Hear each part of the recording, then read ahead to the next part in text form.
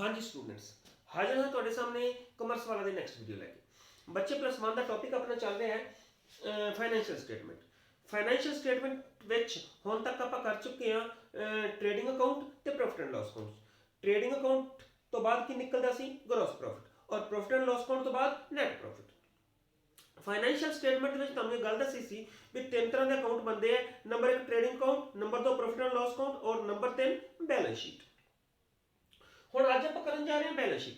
ਹੁਣ first of all ਮੈਂ ਤੁਹਾਨੂੰ ਦੱਸਣਾ ਚਾਹਣਾ ਵੀ ਦੇਖੋ ਬਿਜ਼ਨਸ ਚੱਲ ਪਿਆ, ਠੀਕ ਹੈ। ਬਿਜ਼ਨਸ ਚੱਲ ਪਿਆ, ਸੇਲ ਕੀਤੀ ਉਹਨੇ, ਆਦਾ ਸਮਾਨ ਜਿਹੜਾ ਸੀ ਉਹ ਵੇਚਿਆ।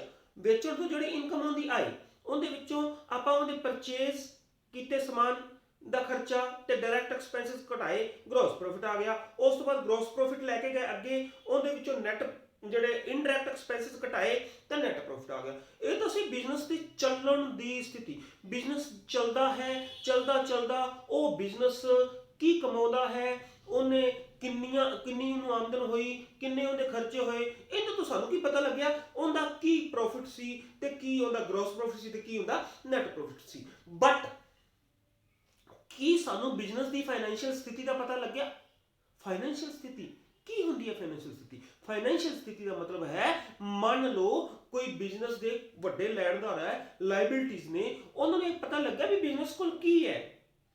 ਬਿਜ਼ਨਸ ਦੇ ਕੋਲ ਇਸ ਟਾਈਮ ਸਾਊਂਡਨੈਸ ਕਿੰਨੀ ਕੁ ਹੈ, ਮਤਲਬ ਉਹਦੇ ਕੋਲ ਲੈਂਡ ਕਿੰਨੀ ਹੈ, ਉਹਦੇ ਬਿਲਡਿੰਗ ਦੀ ਵੈਲਿਊ ਕਿੰਨੀ ਹੈ, ਫਰਨੀਚਰ ਕਿੰਨਾ ਹੈ, ਮਸ਼ੀਨਰੀ ਕਿੰਨੀ ਹੈ, ਉਹ ਐਸੈਟਸ ਦਾ ਪਤਾ ਲੱਗਿਆ ਨਾ? ਕੁਝ ਵੀ ਨਹੀਂ ਪਤਾ ਲੱਗਿਆ। ਅੱਛਾ, ਜਿਹੜੀ ਸਟੇਟਮੈਂਟ ਤੋਂ ਉਹਦੇ ਐਸੈਟਸ ਦਾ ਪਤਾ ਲੱਗਦਾ ਹੈ, ਉਹਦੀ ਫਾਈਨੈਂਸ਼ੀਅਲ ਪੋਜੀਸ਼ਨ ਦਾ ਪਤਾ ਲੱਗਦਾ ਹੈ, ਉਹਨੂੰ ਕੀ ਕਹਿੰਦੇ ਨੇ? Balance sheet. ਉਹ ਕਿੱਥੇ ਸ਼ੋ ਹੁੰਦੀਆਂ ਨੇ? ਬੈਲੈਂਸ ਸ਼ੀਟ ਵਿੱਚ।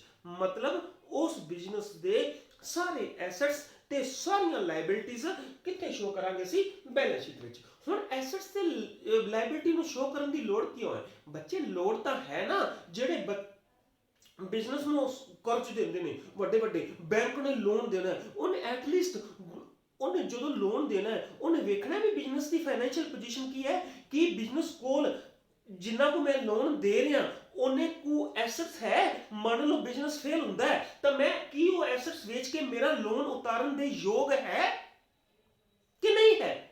ਇਸ ਲਈ ਉਸ ਲੋਨ ਦੇਣ ਵਾਲੇ ਪਰਸਨ ਨੂੰ, ਥਰਡ ਪਾਰਟੀ ਨੂੰ, ਬੈਂਕ ਨੂੰ ਇਹ ਇਨਸ਼ੋਰ ਕਰਨਾ ਪੈਂਦਾ ਵੀ ਕਿ ਬਿਜ਼ਨਸ ਦੀ ਫਾਈਨੈਂਸ਼ੀਅਲ ਪੋਜੀਸ਼ਨ ਕੀ ਹੈ, ਬਿਜ਼ਨਸ ਕਿੱਥੇ ਕੁ ਸਟੈਂਡ ਕਰਦਾ ਹੈ। ਤਾਂ ਜਿਹੜੀ ਸਟੇਟਮੈਂਟ ਦੇ ਵਿੱਚ ਉਹਦੀ ਫਾਈਨੈਂਸ਼ੀਅਲ ਪੋਜੀਸ਼ਨ ਬਾਰੇ ਪਤਾ ਲੱਗਦਾ ਹੈ, ਉਹ ਕਿਹੜੀ ਸਟੇਟਮੈਂਟ ਹੈ? Balance sheet.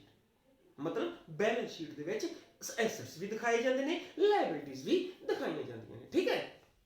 ਦੇਖੋ ਧਿਆਨ ਦਿਓ, ਇਹ ਕਹਿ ਰਿਹਾ balance sheet is the statement prepared after preparing trading and profit and loss account। Trading ਤੇ ਪ੍ਰੋਫਿਟ ਐਂਡ ਲਾਸ ਅਕਾਊਂਟ ਨੂੰ ਪ੍ਰਪੇਅਰ ਕਰਨ ਤੋਂ ਬਾਅਦ ਕਿਹੜੀ ਸਟੇਟਮੈਂਟ ਬਣਾਈ ਜਾਂਦੀ ਹੈ?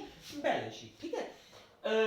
Account balance sheet is a statement which sets out the assets and liabilities. Liability ਤੇ ਐਸੈਟਸ ਬਰਾਬਰ ਮਾਤਰਾ ਵਿੱਚ ਉਹਦੇ ਦੱਸੇ ਜਾਂਦੇ ਨੇ। ਇੱਧਰ ਐਸੈਟਸ ਨੇ, ਦੂਸਰੀ ਸਾਈਡ ਤੇ ਲਾਇਬਿਲਿਟੀਜ਼ ਆਫ ਅ ਫਰਮ ਔਰ ਐਨ institution as at a certain date।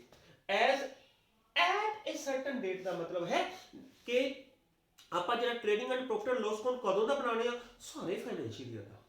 ਇੱਕ ਸਾਲ ਦੇ ਦੌਰਾਨ ਕਿੰਨੀ ਇਨਕਮ ਹੋਈ, ਇੱਕ ਸਾਲ ਦੇ ਦੌਰਾਨ ਕਿੰਨੇ ਖਰਚੇ ਹੋਏ, ਕਿੰਨੇ ਡਾਇਰੈਕਟ ਖਰਚੇ ਹੋਏ, ਕਿੰਨੇ ਇਨਡਾਇਰੈਕਟ ਖਰਚੇ ਹੋਏ, ਤਾਂ ਉਹਦੇ ਤੋਂ ਕੀ ਬਣਦਾ ਹੈ? Trading and profit and loss account. ਮਤਲਬ ਸਾਰੇ ਸਾਲ ਦਾ ਹਿਸਾਬ ਕਿਤਾਬ। ਪਰ ਜਿਹੜੀ ਬੈਲੈਂਸ ਸ਼ੀਟ ਹੈ ਉਹ ਇੱਕ ਪਾਰਟਿਕੂਲਰ ਡੇਟ ਦੀ ਬਣਾਈ ਜਾਂਦੀ ਹੈ। ਫਾਰ ਐਗਜ਼ਾਮਪਲ 31 ਮਾਰਚ 2020 ਨੂੰ ਉਹਦੇ ਕੋਲ ਕਿੰਨੇ ਐਸੈਟਸ ਸੀ ਤੇ ਕਿੰਨੀਆਂ ਲਾਇਬਿਲਿਟੀਜ਼।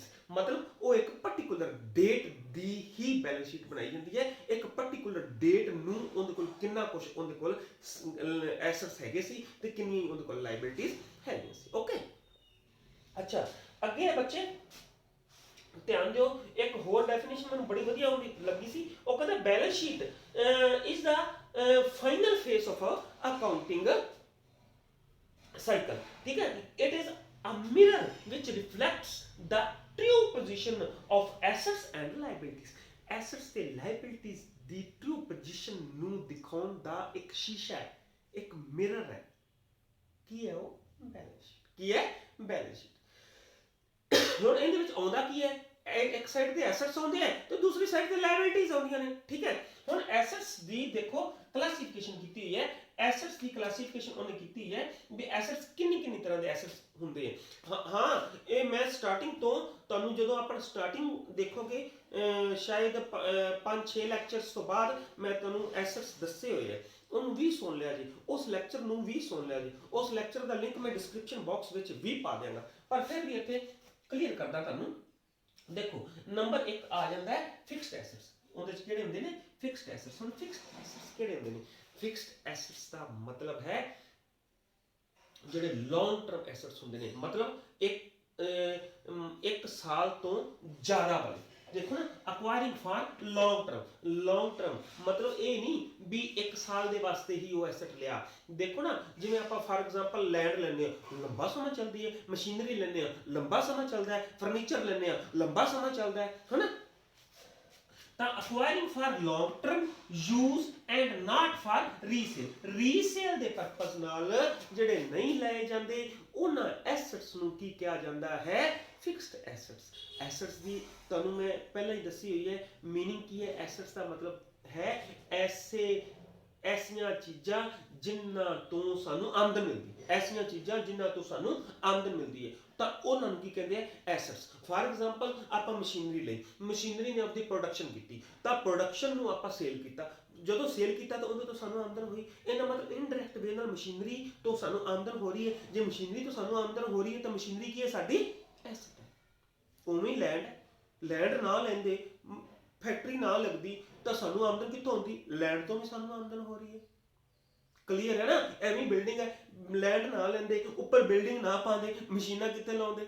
ਠੀਕ ਹੈ ਨਾ? ਇਹ ਇਨਡਾਇਰੈਕਟ ਵੇ ਨਾਲ ਸਾਰੀਆਂ ਚੀਜ਼ਾਂ ਤੋਂ ਸਾਨੂੰ ਆਮਦਨ ਮਿਲ ਰਹੀ ਹੈ ਤੇ ਜਿਨ੍ਹਾਂ ਚੀਜ਼ਾਂ ਤੋਂ ਸਾਨੂੰ ਆਮਦਨ ਮਿਲਦੀ ਹੈ ਉਹ ਸਾਡੇ ਕੀ ਹੁੰਦੇ ਨੇ? ਐਸੈਟਸ। ਹੋਰ ਜਿਹੜੇ ਲੰਬੇ ਸਮੇਂ ਲਈ ਲਏ ਜਾਂਦੇ ਨੇ ਉਹ ਕਿਹੜੇ ਹੁੰਦੇ ਨੇ? ਸਾਡੇ ਫਿਕਸਡ ਐਸੈਟਸ। ਮਤਲਬ ਜਿਨ੍ਹਾਂ ਐਸੈਟਸ ਨੂੰ ਰੀਸੇਲ ਵਾਸਤੇ ਨਹੀਂ ਲਿਆ ਜਾਂਦਾ ਉਹ ਐਸੈਟਸ ਨੂੰ ਅਸੀਂ ਫਿਕਸਡ ਐਸੈਟਸ ਕਹੇ ਜਾਂਦੇ ਨੇ। ਜਿਹੜੇ ਐਸੈਟਸ ਰੀਸੇਲ ਵਾਸਤੇ ਲਏ ਜਾਂਦੇ ਨੇ ਉਹ ਐਸੈਟ ਕਿਹੜੇ ਹੁੰਦੇ ਨੇ? ਉਹ ਸਾਡੇ ਕਰੰਟ ਐਸੈਟਸ ਹੁੰਦੇ ਨੇ। ਉਹ ਕਿਹੜੇ ਹੁੰਦੇ ਨੇ? Current assets. ਉਹ ਅੱਗੇ ਆ ਕੇ ਤੁਹਾਨੂੰ ਦੱਸਣਾ ਕਰੰਟ ਐਸੈਟਸ। ਫਾਰ ਐਗਜ਼ਾਮਪਲ ਹੁਣ ਰੀਸੇਲ ਵਾਸਤੇ ਕਿਵੇਂ? ਤੁਸੀਂ ਕਹੋਗੇ ਸਰ ਰੀਸੇਲ ਵਾਸਤੇ ਕਿਵੇਂ? ਰੀਸੇਲ ਵਾਸਤੇ ਦੇਖੋ ਨਾ, ਆਪਾਂ ਸਟਾਕ ਲਿਆ, ਸਟਾਕ ਸਾਡਾ ਕੀ ਹੈ? ਰੀਸੇਲ ਵਾਸਤੇ ਹੈ ਤਾਂ ਉਹ ਕੀ ਹੈ? ਸਾਡਾ ਕਰੰਟ ਐਸੈਟਸ। ਉਹ ਕੀ ਹੈ? ਸਾਡਾ ਕਰੰਟ ਐਸੈਟਸ। ਠੀਕ ਹੈ, ਅੱਗੇ ਜਾ ਕੇ ਕਲੀਅਰ ਕਰਦਾ ਤੁਹਾਨੂੰ ਕਰੰਟ ਐਸੈਟਸ ਬਾਰੇ ਸਾਰੀ ਸਥਿਤੀ। ਦੇਖੋ ਹੁਣ ਇਹ ਫਿਕਸਡ ਐਸੈਟਸ ਦੇ ਵਿੱਚ ਬੱਚੇ ਮੈਂ ਤੁਹਾਨੂੰ ਪਹਿਲਾਂ ਦੱਸ ਚੁੱਕਿਆ, ਜਿਵੇਂ ਲੈਂਡ ਐਂਡ ਬਿਲਡਿੰਗ ਹੈ, ਪਲਾਂਟ ਹੈ, ਮਸ਼ੀਨਰੀ ਹੈ, ਹਨਾ, ਆਪਣਾ ਕੀ ਨਾ ਲੈਂਦੇ ਆ, ਪਲਾਂਟ ਹੋ ਗਿਆ, ਮਸ਼ੀਨਰੀ ਹੋ ਗਈ, ਲੈਂਡ ਐਂਡ ਬਿਲਡਿੰਗ ਹੋ ਗਈ। ਇਸ ਤਰ੍ਹਾਂ ਦੇ ਸਾਰੇ ਐਸੈਟ, ਕੋਈ ਸਾਡਾ ਵਹੀਕਲ ਹੈ, ਕੋਈ ਸਾਡਾ ਕੰਪਿਊਟਰ ਹੈ, ਹਨਾ, ਇਹ ਸਾਰੇ ਕੀ ਆ ਜਾਂਦੇ ਨੇ? ਫਿਕਸਡ ਐਸੈਟਸ ਵਿੱਚ ਸਾਡੇ ਆ ਜਾਂਦੇ ਨੇ। ਇਹਨਾਂ ਨੂੰ ਫਿਕਸਡ ਐਸੈਟਸ ਨੂੰ ਵੀ ਦੋ ਭਾਗਾਂ ਵਿੱਚ ਵੰਡਿਆ ਗਿਆ ਹੈ। ਨੰਬਰ 1 ਟੈਂਜੀਬਲ ਔਰ ਨੰਬਰ 2 ਇਨਟੈਂਜੀਬਲ। ਟੈਂਜੀਬਲ ਤੇ ਇਨਟੈਂਜੀਬਲ। ਟੈਂਜੀਬਲ ਦਾ ਮਤਲਬ ਹੈ ਜਿਨ੍ਹਾਂ ਨੂੰ ਦੇਖਿਆ ਜਾ ਸਕਦਾ ਹੈ, ਜਿਨ੍ਹਾਂ ਨੂੰ ਛੂਹਿਆ ਜਾ ਸਕਦਾ ਹੈ। ਐਸੇ ਐਸੈਟਸ ਜਿਨ੍ਹਾਂ ਨੂੰ ਦੇਖਿਆ ਵੀ ਜਾ ਸਕਦਾ ਹੈ ਤੇ ਜਿਨ੍ਹਾਂ ਨੂੰ ਛੂਹਿਆ ਵੀ ਜਾ ਸਕਦਾ ਹੈ ਤਾਂ ਐਸੇ ਐਸੈਟਸ ਨੂੰ ਕੀ ਕਹਿੰਦੇ ਨੇ? ਟੈਂਜੀਬਲ ਐਸੈਟਸ। ਕੀ ਕਹਿੰਦੇ ਨੇ? ਟੈਂਜੀਬਲ ਐਸੈਟਸ। ਫਾਰ ਐਗਜ਼ਾਮਪਲ ਲੈਂਡ ਹੈ, ਦੇਖ ਸਕਦੇ ਹਾਂ, ਛੂ ਸਕਦੇ ਹਾਂ, ਸਾਡਾ ਟੈਂਜੀਬਲ ਫਿਕਸਡ ਐਸੈਟ ਹੈ। ਠੀਕ ਹੈ, ਬਿਲਡਿੰਗ ਹੈ, ਦੇਖ ਸਕਦੇ ਹਾਂ, ਛੂ ਸਕਦੇ ਹਾਂ, ਸਾਡਾ ਕੀ ਹੈ? ਟੈਂਜੀਬਲ ਫਿਕਸਡ ਐਸੈਟ ਹੈ। ਉਸੇ ਤਰ੍ਹਾਂ ਹੀ ਬਿਲਡਿੰਗ ਵੀ ਹੈ, ਲੈਂਡ ਹੈ, ਬਿਲਡਿੰਗ ਹੈ, ਮਸ਼ੀਨਰੀ ਹੈ, ਓਕੇ, ਜਿਨ੍ਹਾਂ ਨੂੰ ਦੇਖਿਆ ਜਾ ਸਕਦਾ ਹੈ ਤੇ ਛੂਹਿਆ ਜਾ ਸਕਦਾ ਹੈ। ਹੁਣ ਕੁਝ ਐਸੇ ਐਸੈਟਸ ਵੀ ਹੁੰਦੇ ਨੇ ਜਿਨ੍ਹਾਂ ਨੂੰ ਦੇਖਿਆ ਨਹੀਂ ਜਾ ਸਕਦਾ, ਜਿਨ੍ਹਾਂ ਨੂੰ ਛੂਹਿਆ ਨਹੀਂ ਜਾ ਸਕਦਾ, ਜਿਨ੍ਹਾਂ ਨੂੰ ਦੇਖਿਆ ਨਹੀਂ ਜਾ ਸਕਦਾ, ਜਿਨ੍ਹਾਂ ਨੂੰ ਛੂਹਿਆ ਨਹੀਂ ਜਾ ਸਕਦਾ। ਸਰ ਐਸੇ ਐਸੈਟਸ ਕਿਹੜੇ ਹੋ ਸਕਦੇ ਨੇ ਜਿਨ੍ਹਾਂ ਨੂੰ ਦੇਖਿਆ ਵੀ ਨਹੀਂ ਜਾ ਸਕਦਾ, ਜਿਨ੍ਹਾਂ ਨੂੰ ਛੂਹਿਆ ਨਹੀਂ ਜਾ ਸਕਦਾ, ਬਟ ਫਿਰ ਵੀ ਸਾਡੇ ਉਹ ਐਸੈਟ ਨੇ? ਇਹ ਤੁਹਾਨੂੰ ਮੈਂ ਪਹਿਲਾਂ ਲੈਕਚਰਸ ਦੇ ਵਿੱਚ ਕਲੀਅਰ ਗੱਲ ਕੀਤੀ ਹੋਈ ਹੈ।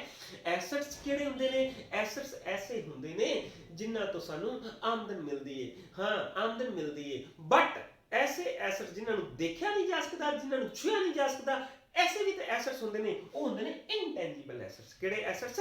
ਇਨਟੈਂਜੀਬਲ assets. For example goodwill, for example patent, for example copyright. ठीक है ना? हाँ, गुडविल है। गुडविल का मतलब साडी प्रतिष्ठा, साडी साख, साडी रेपुटेशन, साडी रेपुटेशन, वो भी साडा एसेट है। ਉਹ ਵੀ ਸਾਡਾ ਐਸਟ ਹੈ, ਪਰ ਉਹਨੂੰ ਦੇਖਿਆ ਨਹੀਂ ਜਾ ਸਕਦਾ, ਪਰ ਉਹਨੂੰ ਛੂਹਿਆ ਨਹੀਂ ਜਾ ਸਕਦਾ, ਫਿਰ ਵੀ ਸਾਡਾ ਐਸਟ ਹੈ। ਹੁਣ ਇੱਕ ਕੁਐਸਚਨ ਪੈਦਾ ਹੁੰਦਾ ਹੈ ਵੀ ਸਾਰੇ ਇਹਦੇ ਤੋਂ ਸਾਨੂੰ ਆਮਦਨ ਕਿਵੇਂ ਪੈਦਾ ਹੁੰਦੀ ਹੈ, ਇਹਦੇ ਤੋਂ ਸਾਨੂੰ ਆਮਦਨ ਕਿਵੇਂ ਪੈਦਾ ਹੁੰਦੀ ਹੈ? ਹੁੰਦੀ ਹੈ, ਇਸ ਚੀਜ਼ ਤੋਂ ਵੀ ਸਾਨੂੰ ਆਮਦਨ ਪੈਦਾ ਹੁੰਦੀ ਹੈ। ਫਾਰ ਐਗਜ਼ਾਮਪਲ ਤੁਸੀਂ ਸੋਚੋ ਵੀ ਤੁਸੀਂ ਤੁਹਾਡੇ ਪੇਰੈਂਟਸ ਨੇ ਉਹ ਇੱਕ ਪਰਟੀਕੂਲਰ ਜਗ੍ਹਾ ਤੋਂ ਗੋਲਡ ਦੀ ਖਰੀਦ ਕਰਦੇ ਆ ਨਾ, ਤੁਹਾਡਾ ਤਕਰੀਬਨ ਸਭ ਦਾ ਇੱਕ ਪੈਟ ਸੁਨਿਆਰਾ ਹੋਏਗਾ, ਹਨਾ। ਉਹ ਸੁਨਿਆਰਾ ਪੈਟ ਕਿਉਂ ਹੈ? ਕਿਉਂਕਿ ਤੁਹਾਡੇ ਪੇਰੈਂਟਸ ਦੇ ਦਿਮਾਗ ਵਿੱਚ, ਤੁਹਾਡੇ ਦਿਮਾਗ ਵਿੱਚ ਇਹ ਕਿਹਾ ਗਿਆ ਵੀ ਇਹ ਸੁਨਿਆਰੇ ਦਾ ਜਿਹੜਾ ਵੀ ਸਮਾਨ ਬਣਾਉਂਦਾ ਉਹ ਓਰੀਜਨਲ ਬਣਾਉਂਦਾ, ਉਹਦੇ ਵਿੱਚ ਮਿਲਾਵਟ ਘੱਟ ਹੁੰਦੀ। ਉਹ ਉਸ ਸੁਨਿਆਰੇ ਦੀ ਕੀ ਬਣ ਗਈ? ਗੁੱਡਵਿਲ, ਪ੍ਰਤਿਸ਼ਠਾ ਬਣ ਗਈ, ਸਾਖ ਬਣ ਗਈ, ਹਨਾ। ਤੇ ਜੇ ਆਪਾਂ ਉਹਦੇ ਕੋਲੋਂ ਮਤਲਬ ਸੁਨਿਆਰੇ ਕੋਲ ਸਮਾਨ ਲੈਣ ਜਾਵਾਂਗੇ, ਸੋਨਾ ਖਰੀਦਣ ਜਾਵਾਂਗੇ, ਤਾਂ ਉਹਨੂੰ ਪੈਸੇ ਦੇਵਾਂਗੇ, ਸੋਨਾ ਖਰੀਦਾਂਗੇ, ਉਸ ਗੁੱਡਵਿਲ ਤੋਂ ਉਹਨੂੰ ਪੈਸੇ ਮਿਲ ਗਏ, ਉਸ ਗੁੱਡਵਿਲ ਦੀ ਬਦੌਲਤ ਉਹਨੂੰ ਆਮਦਨ ਹੋਈ। ਜੇ ਉਹਦੀ ਗੁੱਡਵਿਲ ਨਾ ਹੁੰਦੀ ਤਾਂ ਉਹ ਆਮਦਨ ਹੋਣੀ ਸੀ ਉਹਨੂੰ ਨਾ, ਫਿਰ ਹੋਰ ਕਿਸੇ ਸੁਨਿਆਰੇ ਕੋਲ ਜਾਣਾ ਸੀ ਆਪਾਂ। ਇਹਦਾ ਮਤਲਬ ਉਹ ਗੁੱਡਵਿਲ ਦੀ ਬਦੌਲਤ ਉਹਨੂੰ ਆਮਦਨ ਹੋਈ, ਤੇ ਐਸੀਆਂ ਚੀਜ਼ਾਂ ਜਿਹਨਾਂ ਤੋਂ ਆਮਦਨ ਹੁੰਦੀ ਉਹ ਸਾਡਾ ਕੀ ਹੁੰਦਾ? ਐਸਟ ਹੁੰਦਾ। ਇਸ ਲਈ ਗੁੱਡਵਿਲ ਵੀ ਸਾਡਾ ਐਸਟ ਹੈ, ਤੇ ਸਾਡਾ ਫਿਕਸਡ ਐਸਟ ਹੈ, ਲੰਬੇ ਸਮੇਂ ਤੱਕ ਚੱਲਦਾ ਹੈ, ਠੀਕ ਹੈ ਨਾ, ਲੰਬੇ ਸਮੇਂ ਤੱਕ ਚੱਲਦਾ ਹੈ। ਤੇ ਐਸੇ ਐਸੈਟਸ ਨੂੰ ਕੀ ਕਹਿੰਦੇ ਨੇ? ਇੰਟੈਂਜੀਬਲ ਐਸੈਟਸ। ਐਸੇ ਐਸੈਟਸ ਨੂੰ ਕੀ ਕਹਿੰਦੇ ਨੇ ਬੱਚੇ? ਇੰਟੈਂਜੀਬਲ ਐਸੈਟਸ। ਨੈਕਸਟ ਆ ਜਾਂਦੇ ਬੱਚੇ current assets. Current assets, current ਜਿਵੇਂ ਕਰੰਟ ਵੱਜਦਾ ਹੈ, ਉਹ ਐਸੈਟਸ ਨਹੀਂ ਹੈ। ਕਰੰਟ ਐਸੈਟਸ ਦਾ ਮਤਲਬ ਦੇਖੋ, which are held for resale or not for converting into cash। अच्छा, ऐसे एसेट्स ਜਿਹੜੇ ਰੀਸੇਲ ਵਾਸਤੇ ਵਰਤੇ ਜਾਂਦੇ ਆ, ਮੈਂ ਤੁਹਾਨੂੰ ਪਹਿਲਾਂ ਐਗਜ਼ਾਮਪਲ ਦੇ ਚੁੱਕੀ ਹਾਂ ਸਟਾਕ ਦੀ। ਤੇ ਐਸੇ ਐਸੈਟਸ ਜਿਨ੍ਹਾਂ ਨੂੰ ਈਜ਼ੀਲੀ ਕੈਸ਼ ਵਿੱਚ ਕਨਵਰਟ ਕੀਤਾ ਜਾ ਸਕਦਾ ਹੈ, ਈਜ਼ੀਲੀ ਕੈਸ਼ ਵਿੱਚ ਕਨਵਰਟ ਕੀਤਾ ਜਾ ਸਕਦਾ ਹੈ, ਮਤਲਬ ਹੈ ਵੀ ਫਾਰ ਐਗਜ਼ਾਮਪਲ ਬਿੱਲ ਰਿਸੀਵੇਬਲ ਹੈ। ਬਿੱਲ ਆਪਾਂ ਕੋਈ ਕਿਸੇ ਵਿਅਕਤੀ ਨੂੰ ਆਪਾਂ ਕੀ ਕੀਤਾ, ਬਿੱਲ ਰਿਸੀਵੇਬਲ ਕਿੱਥੋਂ ਮਿਲਦਾ ਭਲਾ? ਆਪਾਂ ਕਿਸੇ ਵਿਅਕਤੀ ਨੂੰ ਉਧਾਰ ਸੇਲ ਕੀਤੀ, ਉਹਦੇ ਕੋਲ ਪੈਸੇ ਨਹੀਂ ਸੀ, ਉਹਨੇ ਆਪਾਂ ਨੂੰ ਬਿੱਲ ਦੇਤਾ, ਉਹ ਬਿੱਲ ਆਪਣੇ ਕੋਲ ਆ ਗਿਆ, ਉਹਨੇ ਕਿਹਾ ਵੀ 3 ਮਹੀਨਿਆਂ ਦੇ ਵਿੱਚ ਮੈਂ ਤੁਹਾਨੂੰ ਪੈਸਾ ਦੇ ਦਿਆਂਗਾ। ਜੇ 3 ਮਹੀਨਿਆਂ ਦੇ ਵਿੱਚ ਵੀ ਪੈਸਾ ਦੇ ਦੇਗਾ, ਤਾਂ ਉਹ ਸਾਡਾ 3 ਮਹੀਨਿਆਂ ਦੇ ਵਿੱਚ ਕੈਸ਼ ਹੋ ਜਾਏਗਾ, ਤਾਂ ਸਾਡਾ ਕੀ ਬਣ ਗਿਆ? ਕਰੰਟ ਐਸਟ ਬਣ ਗਿਆ। 3 ਮਹੀਨਿਆਂ ਬਾਅਦ ਆਮਦਨ ਮਿਲੇਗੀ ਨਾ ਉਸ ਚੀਜ਼ ਤੋਂ, ਜਿਹਨੂੰ ਤੋਂ ਆਮਦਨ ਮਿਲਦੀ ਹੈ, ਸਾਡਾ ਐਸਟ ਹੁੰਦਾ ਹੈ। ਸਾਡਾ ਕੀ? ਪਰ ਉਹ ਕਰੰਟ ਐਸਟ ਹੈ, ਕਿਉਂਕਿ ਵਿਦਿਨ 1 ਈਅਰ, ਇੱਕ ਅਕਾਊਂਟਿੰਗ ਪੀਰੀਅਡ ਦੇ ਵਿੱਚ ਜਿਹਨੂੰ ਤੋਂ ਆਮਦਨ ਮਿਲਣੀ ਹੈ, ਉਹ ਕੀ ਹੈ? ਸਾਡਾ ਕਰੰਟ ਐਸਟ ਹੈ। ਲੰਬੇ ਸਮੇਂ ਤੱਕ ਜਿਹਦੇ ਕੋਲ ਮਿਲਣੀ ਹੈ, ਉਹ ਕੀ? ਸਾਡਾ ਫਿਕਸਡ ਐਸਟ ਹੈ। ਅੱਛਾ, ਜੇ ਉਹਨੂੰ ਉਸੇ ਵੇਲੇ ਹੀ ਸਾਨੂੰ ਔਨ ਦੀ ਸਪੌਟ ਸਾਨੂੰ ਪੈਸਾ ਚਾਹੀਦਾ, ਤਾਂ ਉਹਨੂੰ ਜਿਹੜਾ ਬਿੱਲ ਰਿਸੀਵੇਬਲ ਬੈਂਕ 'ਚ ਲੈ ਜਾਓ, ਬੈਂਕ ਵਾਲਿਆਂ ਨੂੰ ਕਹੋ ਵੀ ਇਹਨੂੰ ਸਾਨੂੰ ਕੈਸ਼ ਕਰ ਦਿਓ, ਬੈਂਕ ਉਸੇ ਵੇਲੇ ਕੈਸ਼ ਕਰ ਦੇਗਾ, ਠੀਕ ਹੈ ਨਾ। ਉਹ ਕੀ? ਸਾਡਾ ਹੋ ਗਿਆ ਕਰੰਟ ਐਸਟ। ਇਹਦੇ ਵਿੱਚ ਆਉਂਦਾ ਕੀ ਹੈ ਬੱਚੇ? ਜਿਵੇਂ ਬਿੱਲ ਰਿਸੀਵੇਬਲ ਹੈ, ਸੰਡਰੀ ਡੈਟਰ ਹੈ, ਅੱਛਾ, ਇਹ ਸਾਰੇ ਕੀ ਆ ਜਾਂਦੇ? ਐਸੇ ਐਸੈਟਸ ਕਿਹੜੇ ਕਿਹਦੇ ਵਿੱਚ ਆ ਜਾਂਦੇ ਨੇ? ਕਰੰਟ ਐਸੈਟਸ ਵਿੱਚ, ਠੀਕ ਹੈ। ਹਾਂ, ਇਨ ਬਿਟਵੀਨ ਇੱਕ ਮੈਂ ਤੁਹਾਨੂੰ ਦੱਸਣਾ ਭੁੱਲ ਗਿਆ, ਫਿਕਸਡ ਐਸੈਟਸ ਤੇ ਕਰੰਟ ਐਸੈਟ ਦੇ ਵਿਚਾਲੇ ਆਉਂਦੀ ਹੈ ਇਨਵੈਸਟਮੈਂਟ। ਇਨਵੈਸਟਮੈਂਟ ਫਿਕਸਡ ਐਸੈਟਸ ਵਿੱਚ ਕਈ ਵਾਰ ਨਹੀਂ ਗਿਣਦੇ, ਠੀਕ ਹੈ ਨਾ। ਇਨਵੈਸਟਮੈਂਟ, ਲੌਂਗ ਟਰਮ ਇਨਵੈਸਟਮੈਂਟ ਹੈ ਜਿਹੜੀ, ਉਹ ਵੀ ਸਾਡਾ ਐਸੈਟ ਹੈ, ਠੀਕ ਹੈ ਨਾ। ਇੱਕ ਹੋ ਗਿਆ ਫਿਕਸਡ ਐਸੈਟ, ਇੱਕ ਇਨਵੈਸਟਮੈਂਟ ਹੋ ਗਈ, ਤੇ ਤੀਸਰਾ ਕੀ ਹੋ ਗਿਆ? Current assets. ਇਹ ਇੱਕ ਸਾਈਡ ਤੇ ਆ ਜਾਂਦੇ ਨੇ ਐਸੈਟ ਸਾਈਡ ਤੇ। ਦੂਸਰੀ ਸਾਈਡ ਤੇ ਕੀ ਆਉਂਦਾ ਹੈ? ਲਾਇਬਿਲਿਟੀਜ਼। ਦੂਸਰੀ ਸਾਈਡ ਤੇ ਕੀ ਬੱਚੇ ਆ ਜਾਂਦਾ ਹੈ? ਲਾਇਬਿਲਿਟੀਜ਼। ਹੁਣ ਇੱਕ ਗੱਲ ਮੈਂ ਤੁਹਾਨੂੰ ਦੱਸਣੀ ਭੁੱਲ ਗਿਆ, ਇਹਦੇ ਵਿੱਚ ਐਸੈਟਸ ਵਿੱਚ ਇੱਕ ਐਸੈਟਸ ਹੁੰਦੇ ਨੇ ਫਿਕਟੀਸ਼ੀਅਸ ਐਸੈਟਸ।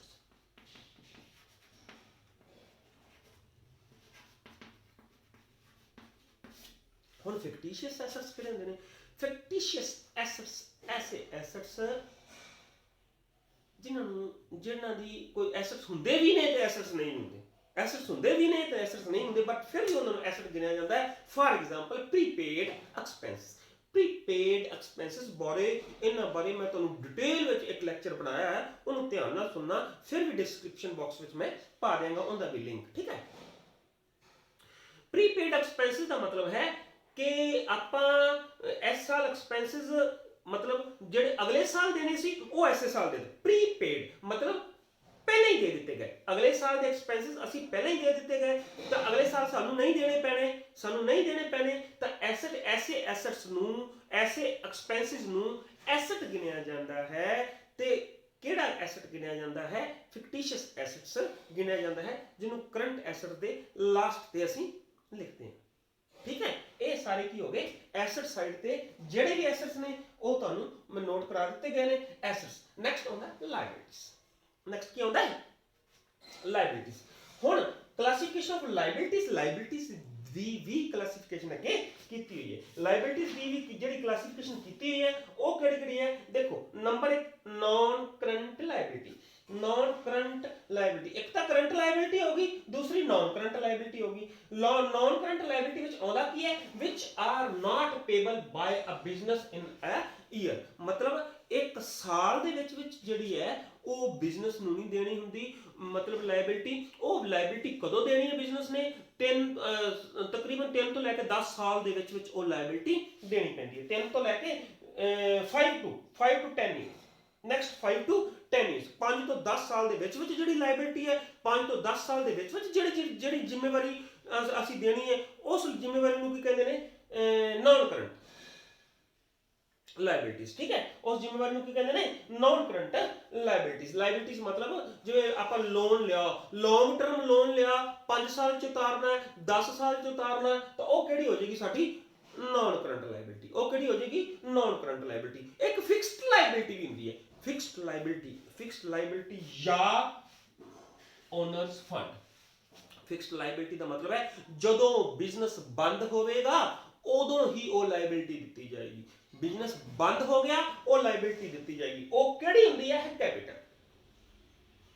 ਉਹ ਕਿਹੜੀ ਹੈ? ਕੈਪੀਟਲ। ਕੈਪੀਟਲ ਇੱਕ ਐਸੀ ਲਾਇਬਿਲਿਟੀ ਹੈ ਜਿਹੜੀ ਜਦੋਂ ਬਿਜ਼ਨਸ ਬੰਦ ਹੋਏਗਾ ਉਹ ਦਿੱਤੀ ਜਾਏਗੀ। ਕਿਹਨੂੰ ਦਿੱਤੀ ਜਾਏਗੀ? ਓਨਰ ਨੂੰ ਦਿੱਤੀ ਜਾਏਗੀ। ਮੈਂ ਅਕਸਰ ਬੱਚਿਆਂ ਨੂੰ ਪੁੱਛਦਾ ਹੁੰਦਾ ਵੀ ਬੱਚੇ ਦੇਖੋ, ਇੱਕ ਮਾਲਕ ਹੈ, ਉਹਨੇ 10 ਲੱਖ ਰੁਪਈਆ ਆਪਦੇ ਬਿਜ਼ਨਸ ਵਿੱਚ ਲਾਤਾ, ਹਨਾ? 10 ਲੱਖ ਰੁਪਈਆ ਉਹਨੇ ਬਿਜ਼ਨਸ ਵਿੱਚ ਲਾਤਾ, ਕੀ ਉਹਦਾ ਐਸਟ ਹੈ ਕਿ ਉਹਦੀ ਲਾਇਬਿਲਿਟੀ? ਬੱਚੇ ਅਕਸਰ ਕਨਫਿਊਜ਼ ਹੋ ਜਾਂਦੇ, ਸਰ ਬਿਜ਼ਨਸ ਵਿੱਚ 10 ਲੱਖ ਰੁਪਈਆ ਹੈਗਾ ਉਹਦੇ ਕੋਲ, ਫਿਰ ਉਹਦਾ ਐਸਟ ਹੀ ਹੋਇਆ ਨਾ? ਨਹੀਂ, ਉਹ ਬਿਜ਼ਨਸ, ਦੇਖੋ ਮੈਂ ਅਕਸਰ ਕਹਿੰਦਾ ਹੁੰਦਾ ਬਿਜ਼ਨਸ ਤੇ ਓਨਰ, ਬਿਜ਼ਨਸ ਨੂੰ ਅਲੱਗ ਗਿਣੋ, ਓਨਰਸ ਨੂੰ ਅਲੱਗ ਗਿਣੋ। ਮਤਲਬ ਮਾਲਕ ਅਲੱਗ ਹੈ, ਬਿਜ਼ਨਸ ਅਲੱਗ ਹੈ। ਤੁਸੀਂ ਹਮੇਸ਼ਾ ਬਿਜ਼ਨਸ ਦੀ ਸਾਈਡ ਤੇ ਖੜਾ ਹੋਣਾ ਹੈ। ਮਾਲਕ ਨੇ ਬਿਜ਼ਨਸ ਦੇ ਵਿੱਚ 10 ਲੱਖ ਰੁਪਈਆ ਲਾਇਆ, ਬਿਜ਼ਨਸ ਨੂੰ, ਮਾਲਕ ਨੂੰ 10 ਲੱਖ ਰੁਪਈਆ ਮੋੜਨਾ ਪੈਣਾ। ਕਦੋਂ ਮੋੜੇਗਾ? ਜਦੋਂ ਬਿਜ਼ਨਸ ਬੰਦ ਹੋਇਆ। ਤਾਂ ਇਹਦਾ ਮਤਲਬ ਜੇ 10 ਲੱਖ ਰੁਪਈਆ ਬਿਜ਼ਨਸ ਦੇ ਵਿੱਚ ਲਾਇਆ ਤੇ ਬਿਜ਼ਨਸ ਦਾ ਫਰਜ਼ ਹੈ ਵੀ ਉਹਨੂੰ 10 ਨੂੰ 11 ਕਰਕੇ ਦੇਵੇ, 12 ਕਰਕੇ ਦੇਵੇ, 20 ਕਰਕੇ ਦੇਵੇ। ਮਾਲਕ ਨੂੰ ਥੋੜਾ ਜਿਹਾ ਵੱਧ ਕਰਕੇ ਦੇਵੇਗਾ ਤਾਂ ਹੀ ਮਾਲਕ ਨੂੰ ਫਾਇਦਾ। ਕਈ ਵਾਰ ਘਟ ਵੀ ਜਾਂਦਾ ਹੈ, ਹਨਾ? ਉਹ ਹਾਨੀ ਹੁੰਦੀ ਘਟ ਜਾਏ। ਠੀਕ ਹੈ, ਤਾਂ ਕੈਪੀਟਲ ਹੈ ਜਿਹੜੀ ਹੈ ਉਹ ਸਾਡੇ ਵਾਸਤੇ ਐਸਟ ਨਹੀਂ ਹੈ। ਅਸੀਂ ਬਿਜ਼ਨਸ ਹਾਂ, ਅਸੀਂ ਮਾਲਕ ਨਹੀਂ ਹਾਂ। ਸਾਡੇ ਵਾਸਤੇ ਉਹ ਕੈਪੀਟਲ ਹੈ ਜਿਹੜੀ ਉਹ ਸਾਡਾ ਐਸਟ ਨਹੀਂ ਹੈ। ਉਹ ਕੈਪੀਟਲ ਹੈ ਜਿਹੜੀ ਉਹ ਮਾਲਕ ਨੇ ਸਾਡੇ ਵਿੱਚ ਲਾਈ ਹੈ। ਅਸੀਂ ਬਿਜ਼ਨਸ ਹੈ, ਮਾਲਕ ਨੇ ਸਾਡੇ ਵਿੱਚ ਲਾਈ ਹੈ, ਤੇ ਸਾਡੇ ਵਾਸਤੇ ਉਹ ਕੀ ਹੈ? ਇੱਕ ਲਾਇਬਿਲਿਟੀ ਹੈ। ਇੱਕ ਅਸੀਂ ਮਾਲਕ ਨੂੰ ਵਾਪਸ ਕਰਨੀ ਹੈ। ਅਸੀਂ ਬਿਜ਼ਨਸ ਹਾਂ, ਉਹ ਕੀ ਹੈ? ਸਾਡੀ ਫਿਕਸਡ ਲਾਇਬਿਲਿਟੀ। ਨੈਕਸਟ ਆਉਂਦਾ ਬੱਚੇ ਕਰੰਟ ਲਾਇਬਿਲਿਟੀ। ਨੈਕਸਟ ਕੀ ਆ ਜਾਂਦਾ ਹੈ? Current liability. Current liability which are payable by a business within a year. ਇੱਕ ਸਾਲ ਦੇ ਵਿੱਚ ਜਿਹੜੀ ਲਾਇਬਿਲਿਟੀ ਦੇਣੀ ਪੈਂਦੀ ਹੈ ਉਹ ਕੀ ਹੁੰਦੀ ਹੈ? Current liability. ਫਾਰ ਐਗਜ਼ਾਮਪਲ ਬੱਚੇ ਜਿਵੇਂ ਸੰਡਰੀ ਕ੍ਰੈਡੀਟਰ ਹੈ, ਬਿਲ ਪੇਬਲ ਹੈ, ਸੰਡਰੀ ਕ੍ਰੈਡੀਟਰ ਹੋ ਗਿਆ ਜਾਂ ਬਿਲ ਪੇਬਲ ਹੋ ਗਿਆ। ਐਸੇ ਐਸੈਟਸ ਨੂੰ, ਐਸੀਆਂ ਲਾਇਬਿਲਿਟੀ ਨੂੰ ਕੀ ਕਹਿੰਦੇ ਨੇ? Current liability. ਐਸੀਆਂ ਲਾਇਬਿਲਿਟੀਜ਼ ਨੂੰ ਕੀ ਕਹਿੰਦੀਆਂ ਨੇ? ਕਹਿੰਦੇ ਨੇ ਕਰੰਟ ਲਾਇਬਿਲਿਟੀ। ਜਿਹੜੀਆਂ ਸਾਨੂੰ ਇੱਕ ਸਾਲ ਦੇ ਵਿੱਚ ਲਾਇਬਿਲਿਟੀਜ਼ ਚੁਕਾਉਣੀਆਂ ਪੈਂਦੀਆਂ। ਨਿੱਕਾ ਜਿਹਾ ਪਰਫਾਰਮਾ, ਛੋਟਾ ਜਿਹਾ ਪਰਫਾਰਮਾ ਤੁਹਾਨੂੰ ਦੱਸ ਦਿੰਦਾ ਵੀ ਕਰੰਟ ਆਪਣੇ ਬੈਲੈਂਸ ਸ਼ੀਟ ਕਿਸ ਤਰ੍ਹਾਂ ਬਣਦੀ ਹੈ ਤੇ ਉਹਦਾ ਪਰਫਾਰਮਾ ਕੀ ਹੈ, ਉਹ ਤੁਸੀਂ ਚੰਗੀ ਤਰ੍ਹਾਂ ਦੇਖ ਲੈਣਾ। ਰਫ ਜਿਹੇ ਬੱਚੇ ਬਾਹਣੇ ਆ, ਤੁਹਾਡੀਆਂ ਬੁੱਕਸ ਦੇ ਵਿੱਚ ਵਾਹਿਆ ਹੋਇਆ ਹੈ, ਤਕਰੀਬਨ ਤੁਸੀਂ ਬੁੱਕਸ ਵੇਖ ਕੇ ਤੇ ਉਹਦੇ ਤੋਂ ਦੇਖ ਲੈਣਾ ਵੀ ਸਾਡੀ ਬੁੱਕਸ ਦੇ ਵਿੱਚ ਕਿਸ ਤਰ੍ਹਾਂ ਦਾ ਪਰਫਾਰਮ ਹੈ, ਉਹਦੇ ਅੰਡਰ ਕੀ ਕੀ ਆਉਂਦਾ। ਓਕੇ, ਇਸ ਸਾਈਡ ਤੇ ਹੁੰਦੀਆਂ ਲਾਇਬਿਲਿਟੀਜ਼, ਅਮਾਉਂਟ, ਐਸੈਟਸ, ਅਮਾਉਂਟ। ਹੁਣ ਦੇਖੋ ਐਸੈਟਸ ਵਿੱਚ ਸਭ ਤੋਂ ਪਹਿਲਾਂ ਆਪਾਂ ਕਰਦੇ ਹਾਂ fixed assets. Fixed assets fixed ਵਿੱਚ ਕੀ ਹੈ goodwill land and building plant and machinery furniture vehicles ठीक है ना उस तो बाद क्या आ जाएगा इन्वेस्टमेंट तुम क्या ना इस तो बाद इन्वेस्टमेंट आता है फिर current assets cash in hand cash at bank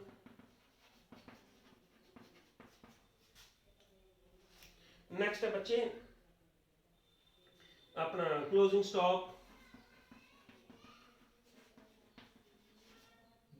sundry debtor bill receivable fictitious assets which prepaid expenses पे ओके इस साइड के सारे एसेट आ जाते हैं और दूसरी साइड पे क्या आ जाती है लायबिलिटीज कैपिटल सब नालों पहला फिक्स्ड लायबिलिटी कैपिटल ऐड करना ਹੁੰਦਾ ਉਹਦੇ ਚ नेट प्रॉफिट कैपिटल ਉਹਦੇ ਵਿੱਚ नेट प्रॉफिट ऐड करो जिन्ना जोड़ आया ਉਹਦੇ ਵਿੱਚੋਂ ਡਰਾਇੰਗਸ ਨੂੰ ਲੈਸ ਕਰੋ ਤੇ ਇਧਰ ਦੇਖੋ ਹੁਣ ਇਹ ਇੱਕ ਫੰਡਾ ਹੈ ਵੀ ਇਹ ਕੈਪੀਟਲ ਦੇ ਵਿੱਚ ਨੈਟ ਪ੍ਰੋਫਿਟ ਕਿਉਂ ਹੁੰਦਾ ਹੈ ਐਡ ਤੇ ਡਰਾਇੰਗ ਕਿਉਂ ਲੈਸ ਹੁੰਦੀ ਹੈ ਹੁਣ ਦੇਖੋ ਧਿਆਨ ਦਿਓ ਮਾਲਕ ਨੇ ਮੰਨ ਲਓ 10 ਲੱਖ ਰੁਪਇਆ ਲਾਤਾ 10 ਲੱਖ ਰੁਪਇਆ ਲਾਤਾ ਓਕੇ ਤੇ ਬਿਜ਼ਨਸ ਨੂੰ 1 ਲੱਖ ਰੁਪਇਆ प्रॉफिट हो गया बिजनेस में 1 लाख रुपया प्रॉफिट होया तो बिजनेस ने कितने पैसे मालिक को वापस करने ने मान आज बिजनेस बंद होता है तो बिजनेस को 11 लाख रुपया वापस करना पड़ेगा यस इसलिए नेट प्रॉफिट ਉਹਦੇ ਵਿੱਚ कैपिटल ਦੇ ਵਿੱਚ ऐड हो जाता है ਤੇ ਡਰਾइंग ਕਿਉਂ ਲੈਸ ਹੁੰਦੀਆਂ ਨੇ ਹੁਣ ਬਿਜ਼ਨਸ ਨੂੰ ਕੋਲ 11 ਲੱਖ ਰੁਪਇਆ ਹੋ ਗਿਆ ਪਰ ਮਾਲਕ ਸਾਲ ਦੇ ਦੌਰਾਨ 2 ਲੱਖ ਰੁਪਇਆ ਬਿਜ਼ਨਸ ਵਿੱਚੋਂ ਆਪਦੇ ਪਰਸਨਲ ਯੂਜ਼ ਵਾਸਤੇ ਕੱਢ ਕੇ ਲੈ ਗਿਆ ਸੀ ਡਰਾइंग ਕੀ ਹੁੰਦੀਆਂ ਨੇ ਜਦੋਂ ਮਾਲਕ ਬਿਜ਼ਨਸ ਦੇ ਵਿੱਚੋਂ ਆਪਦੇ ਪਰਸਨਲ ਯੂਜ਼ ਵਾਸਤੇ ਕੁਛ ਨਾ ਕੁਛ ਕੱਢ ਕੇ ਜਾਂਦਾ ਹੈ ਡਰਾइंग्स ਉਹਨੇ 2 ਲੱਖ ਰੁਪਇਆ ਵਿੱਚੋਂ ਕੱਢ ਕੇ ਲੈ ਗਿਆ ਸੀ ਹੁਣ ਬਿਜ਼ਨਸ ਦੀ ਕੀ ਲਾਇਬਿਲਿਟੀ ਹੈ ਫਿਕਸਡ ਲਾਇਬਿਲਿਟੀ ਕਿੰਨੀ ਹੋਗੀ ਹੁਣ ਉਹਨੇ 9 ਲੱਖ ਰੁਪਇਆ ਬਿਜ਼ਨਸ ਨੇ ਉਹਨੂੰ ਮਾਲਕ ਨੂੰ ਦੇਣਾ ਹੈ ਇਸ ਲਈ ਉਹ ਨੈਟ ਪ੍ਰੋਫਿਟ ਐਡ ਕਰਾਂਗੇ ਡਰਾइंग ਲੈਸ ਕਰਕੇ ਇੱਧਰ ਆਏਗਾ ਜੋ ਉਹਨੇ ਨੈਟ ਕੈਪੀਟਲ ਹੋਈ ਉਹ ਇੱਧਰ ਆ ਜਾਏਗੀ ਨੈਕਸਟ ਆ ਜਾਂਦੇ ਬੱਚੇ reserves general reserve long term liability liabilities ago current liability which की है बिल पेबल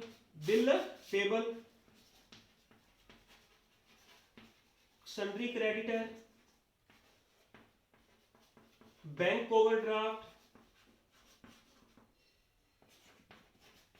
आउटस्टैंडिंग एक्सपेंसेस ऐसे एक्सपेंसेस जेड़े देने सी पर दिते नहीं देने सी पर दिते नहीं देने पैने ने देने सी पर दिते नहीं देने पैने ने साडी लायबिलिटी है करंट है इहनूं की कहंदे ने करंट लायबिलिटी आउटस्टैंडिंग एक्सपेंसेस ठीक है मतलब इधर लायबिलिटीज आ गई इधर की आ गया अपने एसेट्स आ गए हुण इस गल का ध्यान रखना जी बैलेंस शीट हमेशा एसेट्स ते लायबिलिटी इक्वल होंदे ने इन्हां दा जोड़ मिलना हुंदा है जिहड़ा कई वारी नहीं मिलदा आप खप के मिला के छड्डांगे ठीक है नैक्सट लैक्चर दे विच तुहानूं क्वेश्चन करावांगा जिहदे विच ट्रेडिंग अकाउंट भी होएगा प्रॉफिट एंड लॉस अकाउंट भी होएगा ते बैलेंस शीट भी होएगी ठीक है हुण जिन्हां बच्चों ने अजे भी लैक्चर सोहना लग्या लैक्चर वधिया लग्या जे वधिया लग्या तो लाइक ठोको ठीक है लाइक करो कमेंट करो ते इनू मैक्सिमम शेयर करो लैक्चर नू मैक्सिमम शेयर करो दूसरे बच्चों का भी फायदा हो जाए ठीक है कॉमर्स वाला नाम का मेरा चैनल है जिहड़े स्टूडेंट्स ने अजे भी सबसक्राइब नहीं किया बच्चे सबसक्राइब करो इन फ्यूचर तुहानूं बड़ा बेनिफिट होएगा ठीक है बच्चे थैंक यू।